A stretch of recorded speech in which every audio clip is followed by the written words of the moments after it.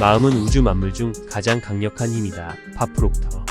전 제가 변한 이유에 대해 9년 동안 연구했습니다. 내 마음에 어떤 변화가 있었길래 변할 수 있었던 걸까? 전 짧은 기간 안에 4,000달러에서 100만 달러 이상 연소득을 올렸습니다.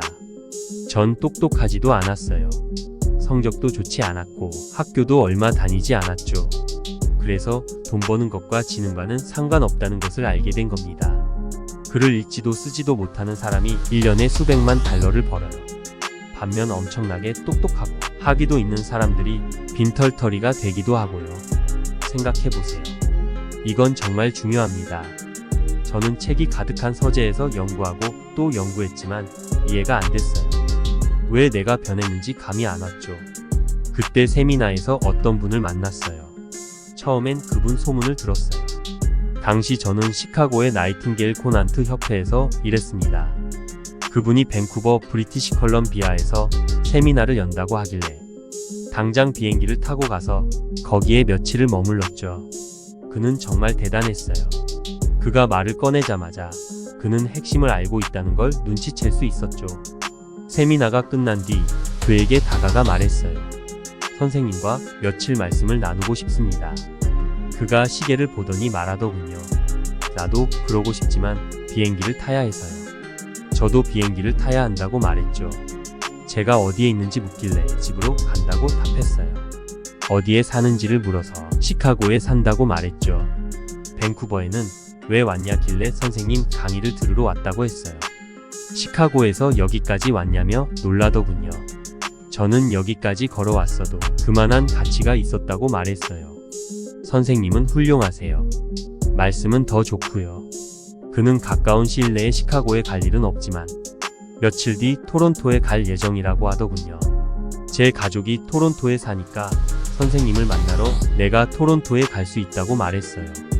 우리는 스카이라인 호텔에서 만나서 2-3시간 만에 끝날 예정이었던 미팅을 3일 동안 계속했어요. 그의 얘기는 제 관념을 뿌리채 바꿔놓았습니다. 제가 9년에 걸쳐 연구했던 걸 그가 단박에 정리해줬습니다. 너무 거대한 조각 그림판을 맞추느라 저는 조각들을 맞추지 못했어요. 여러분도 가끔 조각 그림 맞추기를 할 텐데요. 테이블에 그림 조각들은 모두 있는데 박스 뚜껑이 없고 맞춤 그림도 없는 조각들을 맞춰야 한다고 상상해 보세요. 그것이 우리가 마주한 문제라고 그가 말하더군요. 우리는 경이로운 마음을 지니고 있다고 말하면서요. 마음에 관해 최고 권위자 중 한 명인 듀크 대학 J.B. 라인 박사가 말했죠. 마음은 우주 만물 중 가장 강력한 힘이다 라고요. 제임스 앨런은 마음은 창조의 힘이며 인간 자체가 마음이다 고 말했습니다. 인간은 생각이라는 도구로 의도한 것을 빚어내며 1000개의 기쁨 혹은 1000개의 불운을 자아낸다.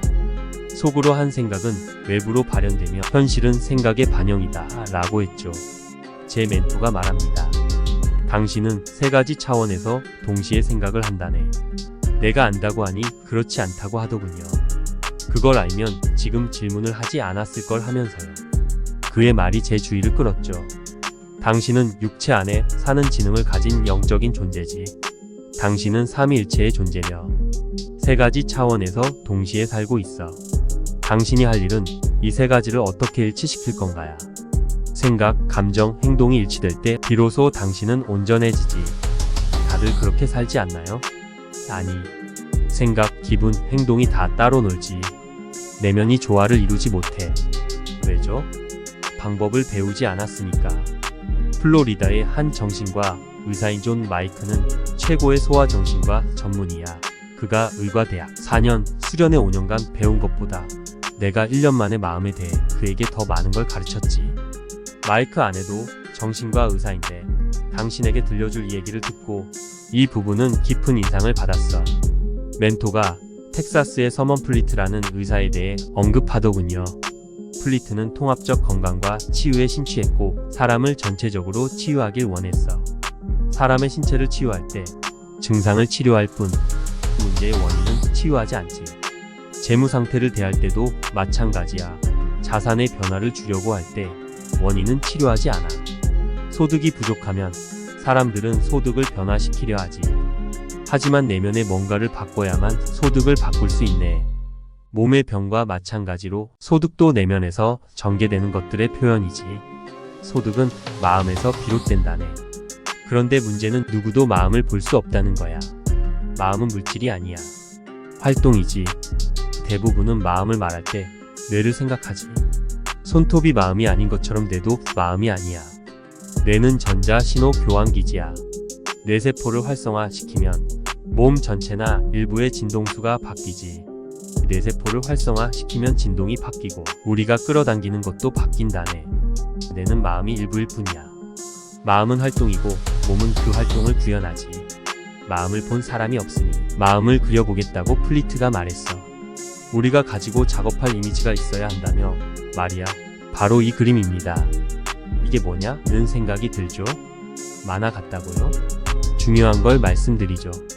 제가 공부했듯이 이걸 공부한다면 당신 삶이 극명하게 바뀔 방법을 알 수 있어요.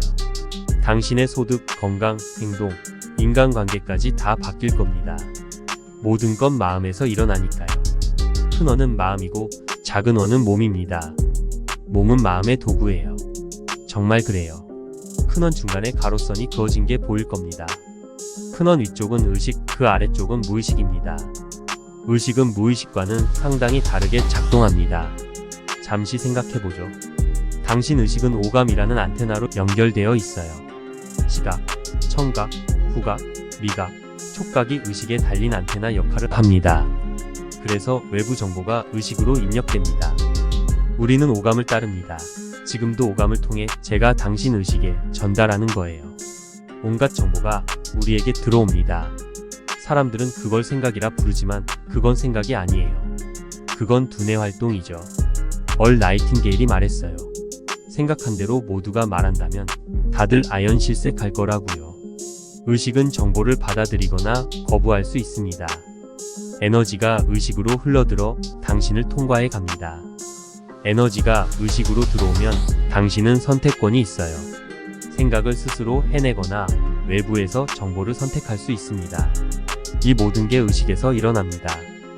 하지만 의식은 당신 삶을 바꾸지 못합니다. 모든 것은 무의식에서 일어나기 때문이죠.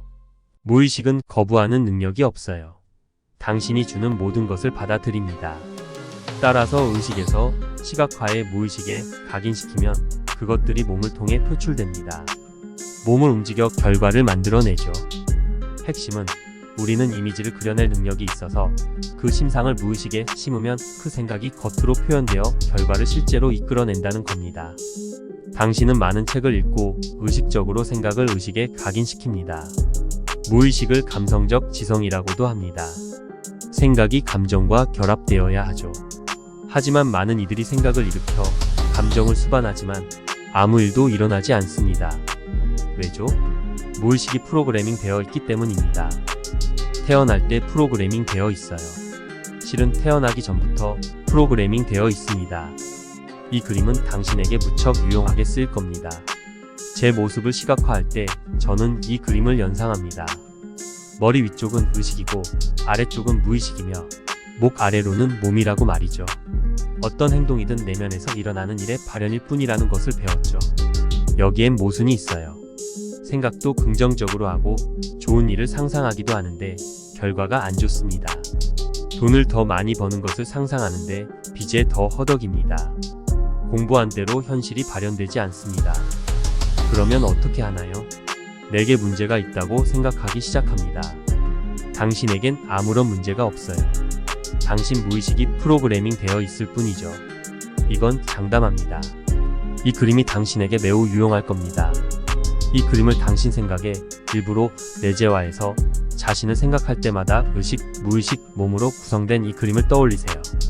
무의식은 의식과 완전히 다르게 작동합니다. 의식은 받아들이거나 거부할 능력이 있지만 무의식은 그렇지 못해요. 무의식은 받아들이기만 하고 진짜와 상상을 구분하지 못하죠. 놀라운 진실입니다. 꼭 이해해야 하죠. 이 모든 게 의식에서 일어납니다.